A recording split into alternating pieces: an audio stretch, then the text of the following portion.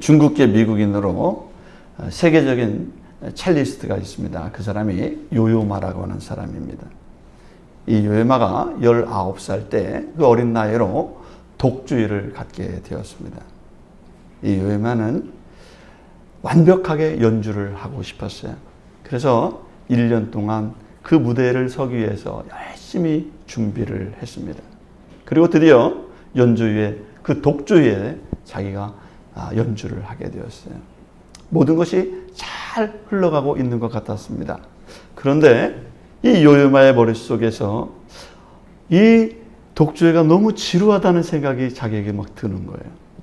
연주가 살아있지 않고 마치 연주가 탁탁 끊어지는 듯한 느낌을 이 요요마가 마음속에 자기 혼자 느끼고 있는 거예요. 이 요요마는 그날 이후 많은 생각을 하게 되었습니다. 왜 내 연주가 지루하고 살아있지 않을까? 왜 그런 문제가 생겼을까? 하면서 생각하는 시간을 갖게 되었습니다. 곰곰이 생각하면서 그 이유가 바로 자신의 마음 상태와 자기 마음가짐에 있다는 것을 깨닫게 되었어요.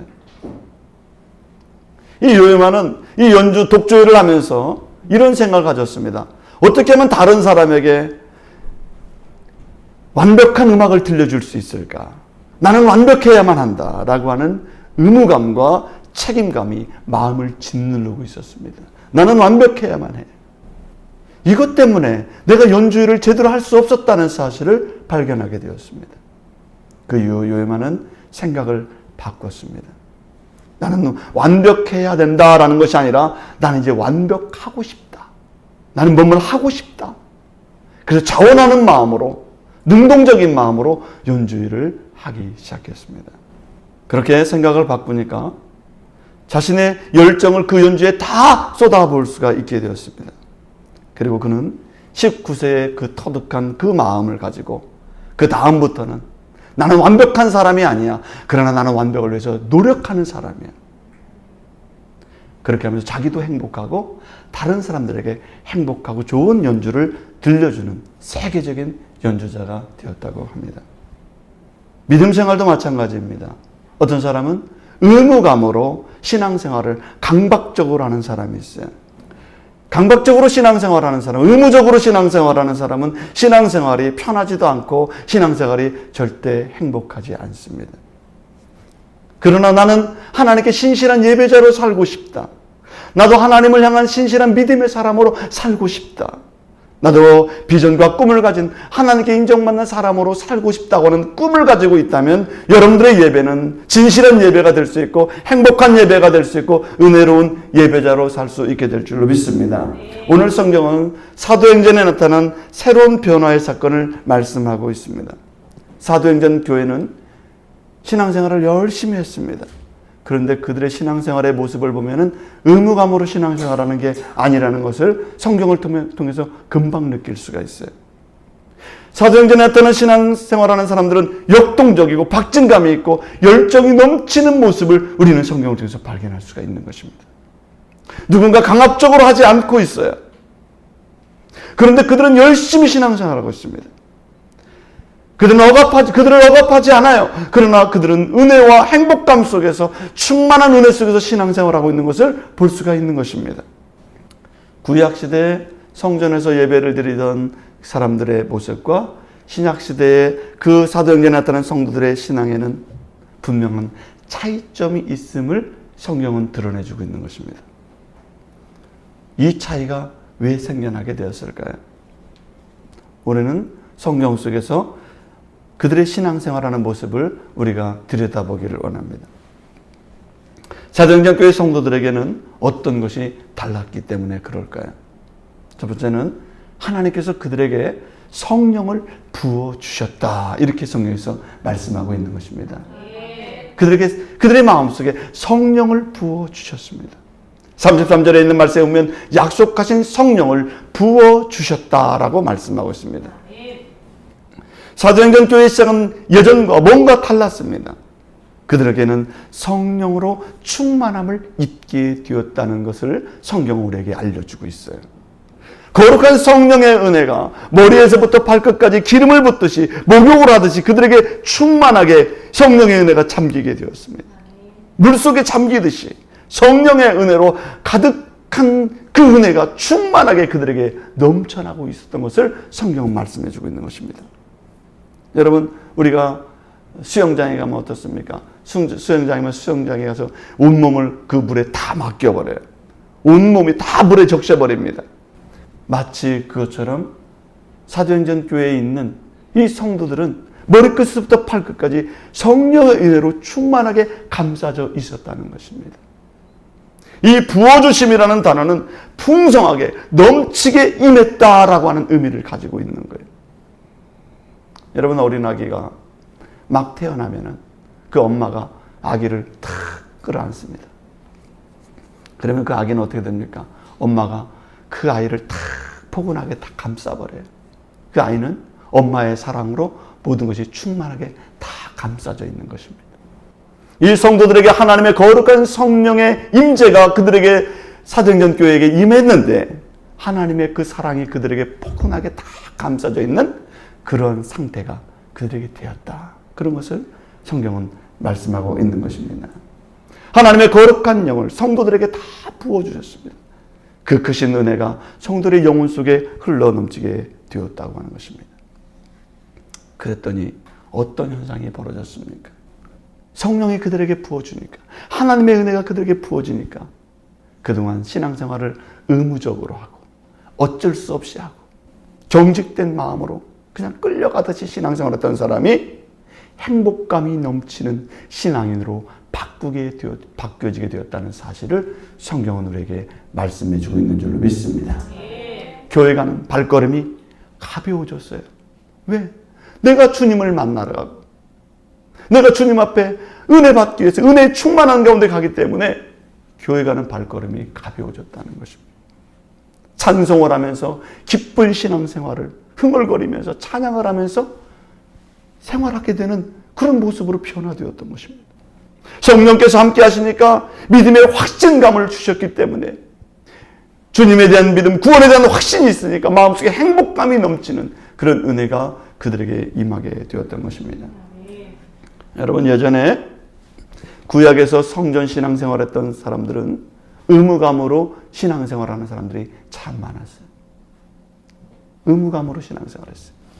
왜냐하면 하나님께서는 이것을 해라, 저것을 해라. 그들에게 뭘 줬습니까? 법과 계명과 율례를 그들에게 주셨어요. 신명기를 뭐라고 합니까? 법전이라고 하는 거예요. 하나님의 명령에, 말씀에, 율법과 계명입니다. 여러분, 법규의 특징이 무엇입니까? 저도 요즘 자동차를 타고 다니면서 얼마나 딱지를 열심히 떼는지 몰라요. 법을 위반해가지고 저도 위반을 할 때가 많아요. 시내 주행이 말이죠. 옛날에 60km 했는데 50km 딱 내려오니까 이게 그 옛날 습관이 자꾸 나오는 거예요. 예? 학교를 초등학교 이렇게 지나가는데 30km 확실히 이렇게 죽여놓으니까 옛날에 가던 습관이 자꾸 나타나는 거예요. 법규의 특징은 우리에게 규칙을 주고 경직되게 만들고 절도 있게 만들고 딱딱하게 만들어요. 법을 집행하는 그 기관들을 보면 어떻습니까? 예? 경찰서. 여러분 경찰서 가보셨어요? 경찰서 가면 어때요? 기분이 어때요? 벌써 기분이 별로 안 좋아요. 경찰들은 뭘 하는 사람들이죠? 예, 법을 집행해요. 옳고 그러냐, 어겼냐, 안 하느냐 이걸 얘기하기 때문에 이 경찰서만 가면 괜히 뭔가 잘못한 것 같아요.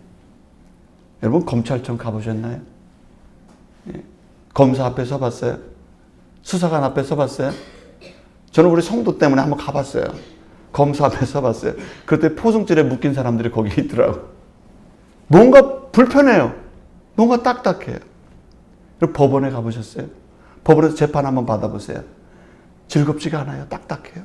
경직되어 있어요. 법이라고 하는 것은 그렇게 사람의 마음을 편안하게 만들지는 않아요. 십계명은 법으로 되어 있습니다. 법의 특징은 반드시 지켜야 된다는 의무 조항들입니다. 강제력을 띠고 있어요. 어떤 사람들이 교회에 신앙생활 하라 이렇게 했더니 교회에 잘 가고 싶지 않대요. 왜 가르치냐? 몇 번 갔더니 교회에서는 하라는 것과 하지 말라는 게 그렇게 많대요. 이거 하지 마라, 저거 하지 마라, 이거 해라, 이거 해라. 이렇게 하는 것들이 많기 때문에 너무 싫다는 거예요. 그래서 교회 안 가는 사람이 있어요. 이렇게 법은 우리를 때로는 억압하고 때로는 의무감을 주고 때로는 불편하게 만드는 것입니다. 그런데 하나님께서는 이 구약의 법전을 넘어서 예수 그리스도의 오심과 성령의 시대를 통해서 하나님께서 우리에게 주신 신앙은 어떤 신앙입니까? 강제적인 신앙이 아니라 자원하는 믿음을 우리에게 허락하신다는 사실을 성경 우리에게 말씀하고 있는 것입니다. 로마서 8장 이전에서는 우리에게 새로운 법을 우리에게 주셨어요. 하나님이 우리에게 새로운 법을 어떤 법을 주셨을까요? 로마서 8장 2절에서는 이렇게 말씀하고 있습니다. 이는 그리스도 예수 안에 있는 생명의 성령의 법이 죄와 사망의 법에서 너를 해방하였음이라 그랬어요. 예수 그리스도는 여러분들의 죄와 사망에 있는 억압되는 그 법을 자유케 하기 위해서 예수님이 이 땅에 오신 줄로 믿습니다. 우리에게 자유를 주고 기쁨을 주고 해방을 주고 여러분의 불편한 마음으로 강제적으로 신앙생활하는 것이 아니라 기쁨으로 하나님을 예배하고 찬양함으로 예배하고 여러분의 열린 마음으로 하나님을 만날 수 있도록 그 길을 누가 열어놓으셨습니까? 예수 그리스도께서 열어놓으신 줄로 믿습니다. 이게 바로 생명의 성령의 법을 우리에게 주셨다고 성령은 말씀하고 있는 것입니다. 예수 안에서 자유와 행복을 얻는 것이 바로 성령의 법인 것입니다. 성령에는 우리에게 얽매이는 것이 아니라 자유와 기쁨을 주시는 것이 바로 성령의 법이라는 사실을 성경 우리에게 말씀해 주고 있는 줄 믿습니다. 가정을 가면은요, 사람들이 퇴근하면 다 어디로 가요? 가정으로 돌아갑니다. 가정은 자율적인 공동체예요. 집에 가면 편안합니다. 왜 집에 가면 편안한 줄 아세요? 집에 가면요, 법과 규율과 의무와 책임이 있는 것이 아니라 거기에는 집에 가면은요, 소파에도 마음대로 앉을 수가 있고 집에도 벌러덩 누울 수가 있고 쉴 수가 있어요. 그러나 집에 갔는데 부모님이 말이죠. 너 오늘 12시까지 꼭 공부하고 자야 된다. 밥을 먹을 때는 꼭 20번 이상 꼭 씹고 음식을 넘겨야 된다. 친구들을 만날 때는 누구를 만나는지 엄마한테 꼭 검사 맞고 맡아라. 성적은 꼭 A학점 이상 맞아야지 그 이하 맞으면 안 된다. 네. 하루에 책은 꼭 몇 페이지 꼭 읽고 자야 된다. 그러면 집에 가고 싶겠어요? 안 가고 싶겠어요? 규칙과 법과 규율과 의무가 너무너무 많으면 그것은 자유가 없어요. 마치 수용소와 같은 그런 곳이 되고 마는 것입니다.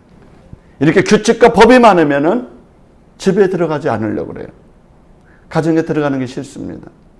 집이 숨막히는 공간이 될 수밖에 없는 거예요. 그러나 가정에는 뭐가 있습니까? 가정에는요, 아무리 자녀가 잘못했어도요, 용서가 있어요. 부모는 다 용서해줘요. 기회를 또 줘요. 가정에는 뭐가 있습니까? 사랑이 있어요. 밖에 나가서 사랑도 못 받고 딱딱하게 살다가 가정에 가면요, 따뜻한 사랑이 있는 줄로 믿습니다. 가정에 가면 이해해 주는 게 있어요. 다 이해를 해줘요. 지지해줘요. 잘할 수 있도록 격려해 줍니다. 일상의 모든 걸 못 믿어도요, 집은 믿을 만한 곳이에요. 그렇기 때문에 집은 행복한 공간이 되는 줄로 믿습니다. 가정은 행복한 공동체예요. 행복을 만들어가는 공동체예요. 기쁨이 가득한 공동체가 되는 것입니다. 서로 사랑해주는 공동체가 바로 가정인 것입니다. 그것처럼 교회도 역시 가정과 같이 하나님께서 교회에 주시는 것이 무엇입니까? 성령을 통해서 자유와 기쁨과 사랑의 공동체를 만들 수 있도록 교회를 그렇게 허락해 주신 줄로 믿습니다. 성령이 임하게 되면 그 공동체는 자유가 있고 사랑이 있고 이해가 있고 그리고 기쁨이 넘치는 공동체가 되도록 하나님께서 만들어 주신다는 거예요. 누가복음 4장 18절에서 성령이 임재한 공동체는 어떤 공동체라고 말씀합니까? 사도행전 4장 18절에서 이렇게 말씀했어요. 주의 성령이 내게 임하셨으니 이는 가난한 자에게 복음을 전하게 하려고 내게 기름을 부으시고 나를 보내사 포로된 자에게 자유를 눈먼 자에게 다시 보게 함을 전파하며 눌린 자를 자유하게 하고 주의 은혜의 해를 전파하게 하려 하심이라 하였더라. 거룩한 성령이 함께하는 곳에는 자유가 주어진다 이렇게 말씀하고 있어요. 자유가 주어진다.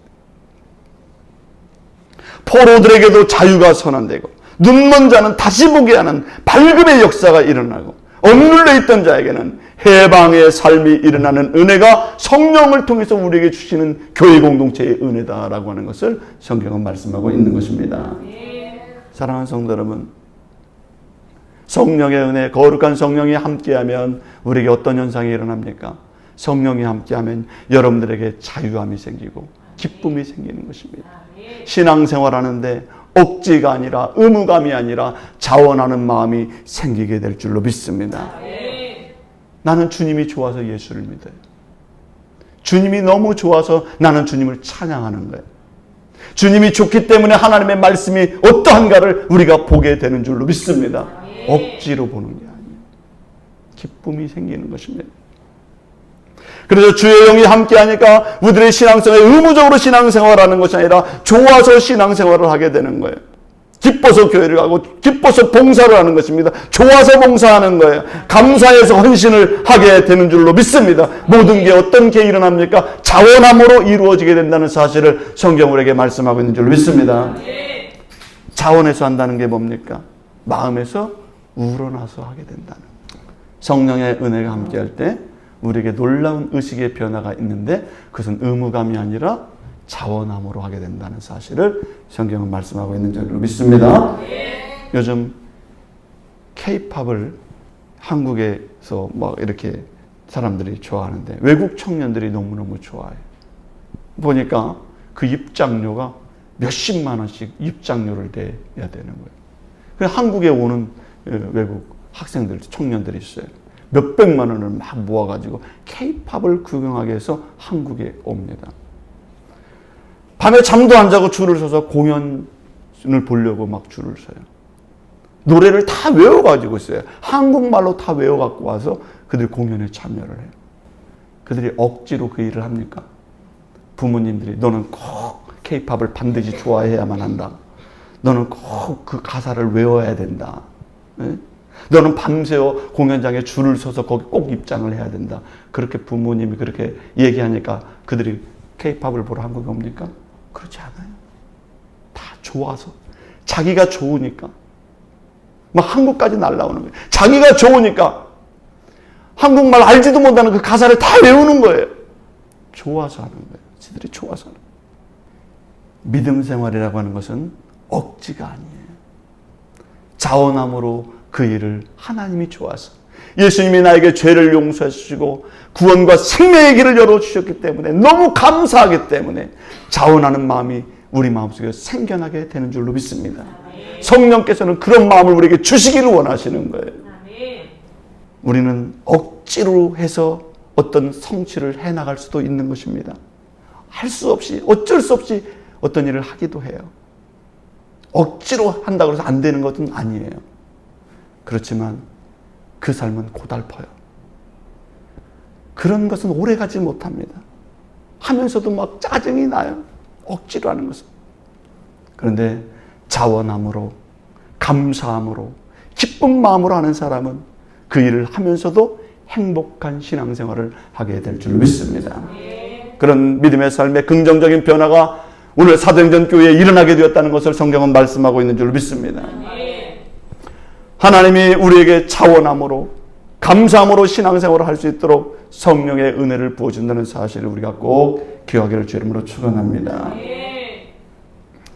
마트에 가면은 사람들이 꼭 뭔가를 밀고 다녀요. 카트를 밀고 다니지 않습니까? 카트를 밀고 다녀요. 카트를 밀고 다니는데 사람들이 자기에게 필요한 거, 자기가 좋아하는 것을 자꾸 카트에 담아요. 근데 우리는 카트를 밀고 다니면서 내 것만 사는 것도 있지만은 다른 사람들은 뭘 샀나 힐끗힐끗 한 번씩 보지 않습니까? 네. 힐끗힐끗 봐요. 저 집은 뭐 쌌나 지나가면서 보게 돼요. 사람마다 자신의 취향이 있고 자신의 삶의 스타일을 그들이 무엇을 먹고 사는가 그를 담는 걸 보면 알 수가 있는 거예요. 아, 저 집은 저거들 너무 많이 산 거 보니까 저 집은 분명히 비만이겠다. 왜 이렇게 저런 걸 저렇게 느끼한 걸 저렇게 많이 샀지. 저걸 어떻게 먹어? 우리는 못 먹어. 그런 걸 담은 사람들이 있어요. 그 사람이 카트에 담은 걸 보면 그 사람의 취향과 삶의 스타일, 먹는 스타일을 알 수가 있어요. 오늘 우리들도 신앙생활의 카트에 무엇을 담느냐에 따라서 여러분의 믿음의 스타일을 알 수가 있는 거예요. 여러분 신앙생활의 카트가 있어요. 여러분 신앙생활의 카트에 무엇을 담고 있습니까? 여러분 찬양을 하나님께 마음 놓고 찬양하는 기쁨의 찬양의 모습을 여러분의 신앙의 카트에 담으시길 주 이름으로 바랍니다. 아멘.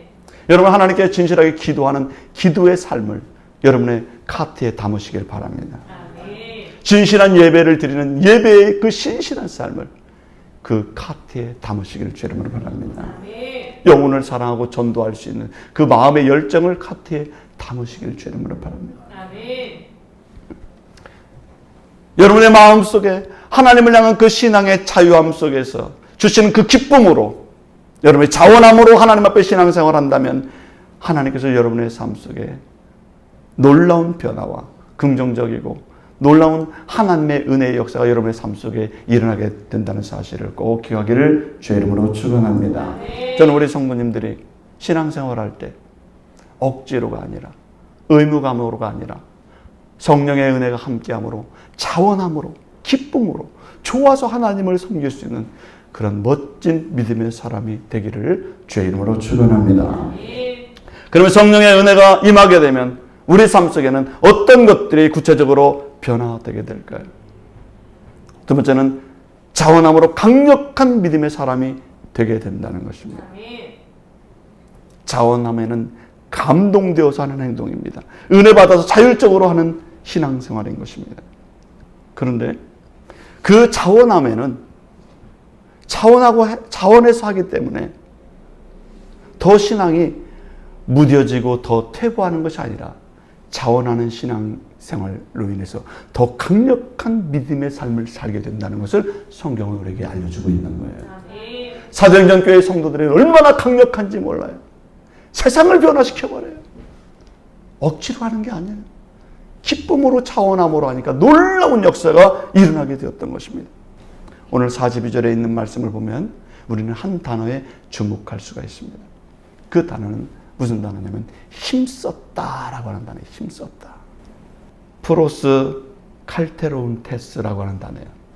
프로스 칼테로운 테스라고 하는 헬라어인데 그들은 힘썼다는 말은 무슨 의미냐면 고집하다 이런 뜻이에요. 고집하다. 이 단어는 두 단어가 합성어로 되어 있습니다. 프로스라고 하는 뭐뭐로 향하다 이런 의미와 칼테레오라고 하는 강력하게 고통을 견디다라고 하는 단어가 합성어로 되어 있습니다. 그래서 고통을 견디면서 그쪽으로 향해 가는 것입니다. 그것이 힘쓰는 거예요. 변함없이 계속해서 유지되도록 힘쓰는 것입니다. 견뎌내는 것입니다. 여러분, 부모들은요, 자식을 사랑합니다. 사랑해요. 사랑하지 않는 부모들이 없잖아요. 근데 자식들은 항상 부모의 기대에 부응을 잘 못해요. 그렇습니다. 그런데 부모들은 그 고생을 많이 하는데 누구 때문에 고생하냐면 자식을 위해서 고생을 해요. 근데 언제까지 고생하냐? 얼마나 고생을 하면서도 자식 때문에 견뎌가요. 견뎌갑니다. 근데 그 견딤이 무엇 때문에 견뎌요? 사랑 때문에 견딘다. 부모는 자식을 그렇게 사랑하기 때문에 견뎌가요. 자식을 사랑하기 때문에 그 고난의 시간을 견뎌낼 수 있는 것입니다. 그런데 그 견딤을 억지로 하나요? 부모가 자식을 위해서 고난의 시간을 보내요. 그걸 억지로 해요? 아니에요. 사랑 때문에, 사랑하기 때문에 힘든 과정을 견뎌낼 수가 있는 것입니다. 사랑 때문에 견뎌가는 거예요. 자원해서 그 고통을 견뎌내는 거예요. 자원해서 하는 거예요. 그거는 하나님께서 우리에게 성령의 은혜를 부어주시면요, 우리 마음속에도 사랑의 마음이 생겨나게 되는 것입니다. 우리가 하나님의 몸된 교회를 사랑하게 돼요. 근데 사랑하게 되는데 하나님을 사랑하기 때문에 때로는 힘들고 어려운 시간들을, 고통을 견뎌내는 시간을 만들어가게 될 줄 믿습니다.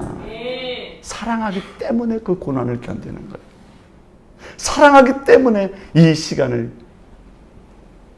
극복해 나가는 것입니다. 의무감이나 억지가 아니라는 거예요. 초대교회 성도들은 하나님의 그 교회 공동체를 세워나갔습니다. 그들은 사랑이 충만했어요. 하나님을 뜨겁게 사랑했습니다. 그런데 그들에게 닥치는 고난을 견뎌나가요. 힘썼다. 그 얘기가 바로 고난을 견뎌냈다. 그런 얘기예요. 무엇 때문에요? 사랑 때문에. 사랑 때문에 견뎠다는 거예요. 성령의 함께 하심으로 그들은 신앙생활을 변함없이 유지해 나갈 수가 있었습니다. 세 가지를 유지해 나갈 수가 있었는데, 첫 번째는 사도의 가르침을 지속적으로 받으면서 그들의 신앙을 유지해 갔다는 거예요. 사도의 가르침을 받았다는 것입니다. 하나님의 말씀을 수용하고 받아들이게 되었다는 것입니다. 지속적으로 그 말씀에 관심을 갖게 되었습니다. 말씀을 듣고 배우고자 하는 열정이 식어지지 않고 때로는 힘들지만은 견뎠다는 것입니다. 하나님의 말씀을 사도로부터 배우는 것을 끊임없이 유지했다, 힘썼다, 견뎌냈다, 그런 것입니다. 사도행전 교회 성도들은 열심히 배우는 성도되었음을 성경은 말씀하고 있는 줄 믿습니다. 사도들의 가르침을 받아, 이렇게 되어 있어요. 데살로니가서 1장 3절에 보면 이렇게 되어 있어요. 데살로니가 교회는 사랑의 수고가 있었고 믿음의 역사가 있었고 소망의 인내가 있었다고 말씀하고 있습니다. 그들이 사랑으로 수고했어요. 믿음으로 하나님의 역사를 이뤄냈습니다. 소망의 인내를 가지고 있었어요. 그들을 그렇게 만든 것이 무엇입니까? 그들의 마음속에 소망과 믿음과 이 사랑의 수고가 있었는데, 그들을 그렇게 만든 것은 바로 말씀이 그들을 그렇게 만들어내게 된 줄로 믿습니다. 성령으로 말씀을 받아들이고 그 말씀 안에 믿음이 성숙해지니까 사랑의 수고를 하고 믿음의 역사를 이뤄내고 소망의 인내를 해도 그를 견딜 수 있는 믿음으로 충만해졌다는 사실을 성경은 말씀하고 있는 것입니다. 여러분, 말씀은 항상 우리에게 좋은 말씀만 주어지는 게 아니에요.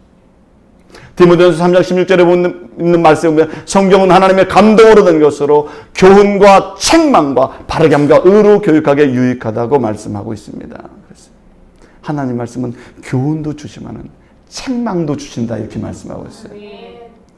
오늘 본문의 37절에 있는 말씀에 보면 그들이 베드로 사도의 설교를 막 들었어요. 그런데 그 설교를 듣고 어떤 일이 벌어졌습니까? 사도의 가르침을 받고 어떤 일이 벌어졌습니까? 37절에 이렇게 말씀하고 있어요. 이 말을 듣고 마음에 찔렸다, 이렇게 했어요. 찔렸다는 것은 행복했다는 거예요? 마음속에 힘듦이 있었다는 거예요? 말씀을 듣는데 힘들었어. 아, 그거 너무 힘들어. 그거 지킬 수도 없는데 힘들어. 이게 찔린 거예요. 내 마음에 그 하나님 말씀에 다다르지 못해요. 나는 거기까지 갈 수 없어. 찔렸다는 거예요. 그 찔림으로 힘들죠. 근데 그 찔림을 받고 그들이 어떻게 했다는 것입니까? 회개했다, 그런 거예요.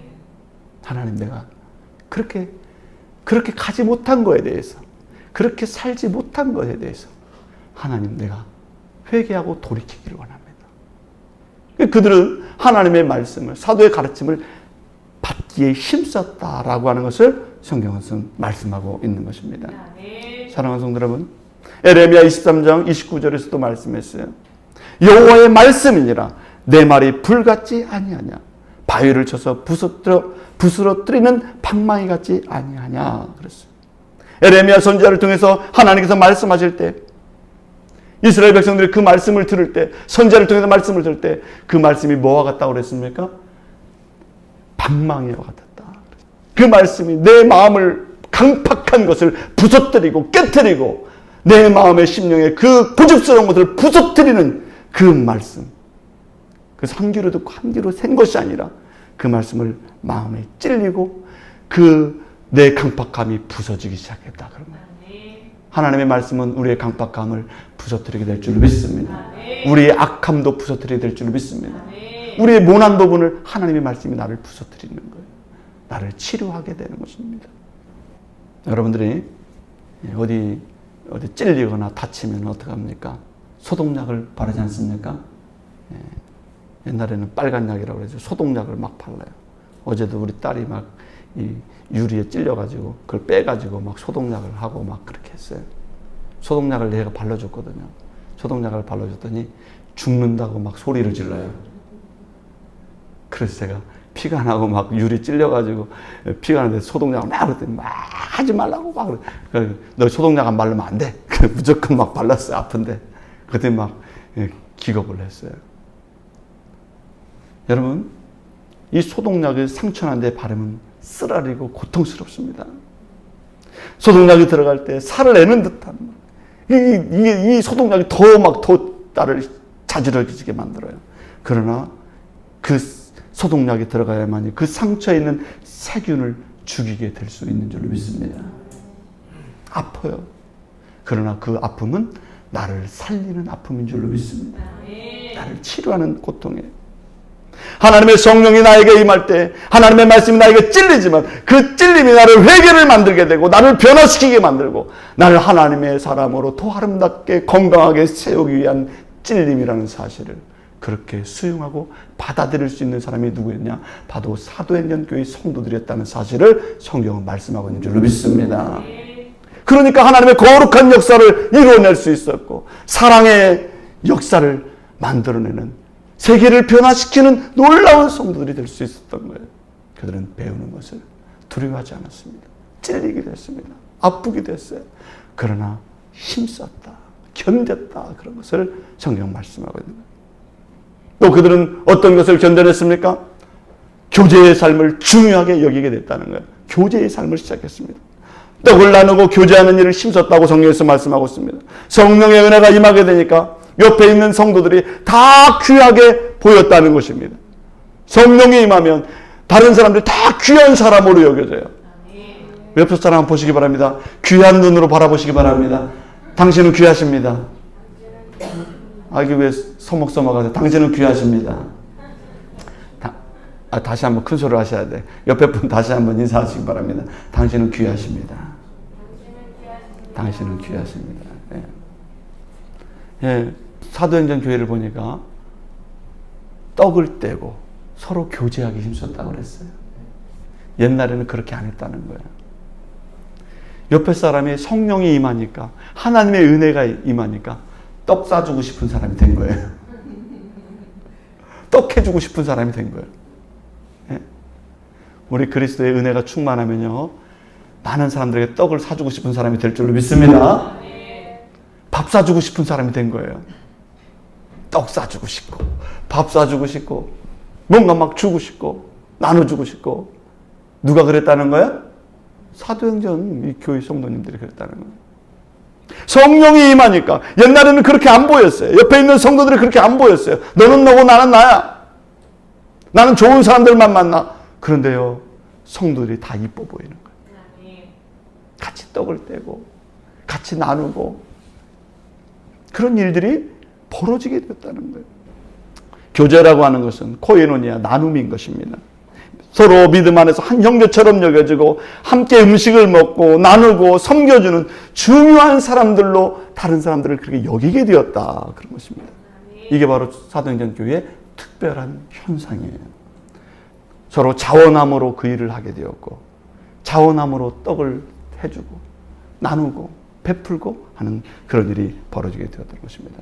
성경에는 뭐라고 되어 있다고요? 힘썼다라고 되어 있습니다. 교제를 힘썼던 것입니다.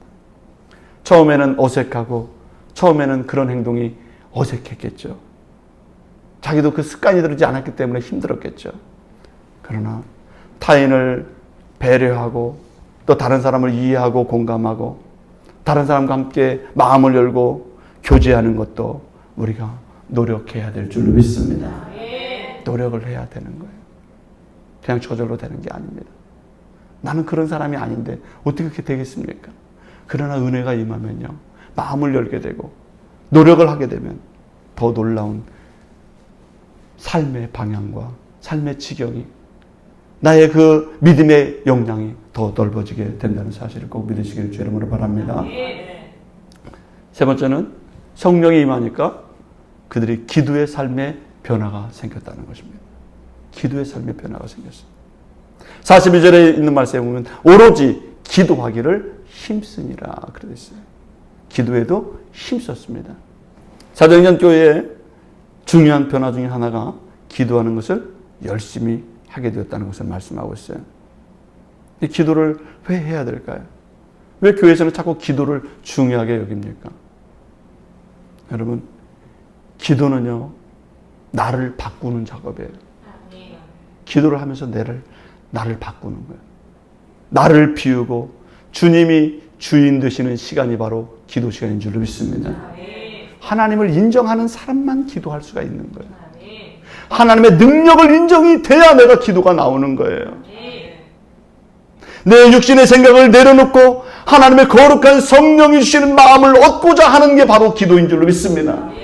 내 마음속에 자꾸 떠오르는 악한 생각을 내려놓고 선하신 주님의 마음을 갖는 시간이 바로 기도 시간이 되는 거예요. 다른 영혼을 미워했다가 오히려 사랑할 수 있고 용서할 수 있는 마음이 생기게 되는 시간이 바로 기도 시간인 것입니다. 나만을 위해서 살던 사람이 하나님의 거룩한 나라를 세우고자 하는 사역의 마음이 생길 수 있는 그 변화의 능력은 언제 생기느냐? 기도할 때 일어나게 되는 줄로 믿습니다. 그렇기 때문에 우리는 기도하지 않으면 육신대로 살 수밖에 없는 거예요. 내 생각대로 살 수밖에 없는 거예요. 기도하면서 나 자신이 비워지고 하나님의 성령이 주시는 마음과 은혜와 감각으로 내가 다시 깨어나게 되는 것이 바로 기도이기 때문에 사도행전 교회에서 성령이 임하니까 그들이 어떻게 했습니까? 기도하기를 힘썼다, 그런 것입니다. 기도도 노력해야 되는 거예요. 기도하고자 해야 되는 것입니다. 그러면 바뀌게 될 줄로 믿습니다. 사랑하는 성도 여러분, 여러분의 믿음 생활에도 이제 기도하는 삶이 시작되기를 주의 이름으로 축원합니다. 그래서 우리 교회가 사도행전에 나오는 이 성경적인 교회처럼 의무적으로 두려워서 억지로 습관에 따라서 신앙생활하는 것이 아니라 자원함으로 사랑함으로 만들어지는 아름답고 멋진 신앙생활을 하는 우리 성도님들이 되기를 주의 이름으로 축원합니다. 여러분의 믿음을 누구도 막을 수 없고 빼앗을 수 없는 기쁨과 감격 속에서, 행복감 속에서 하나님께 예배하고 하나님께 신앙생활하는 우리 경기중앙교회 성도님들이 되기를 주의 이름으로 축원합니다.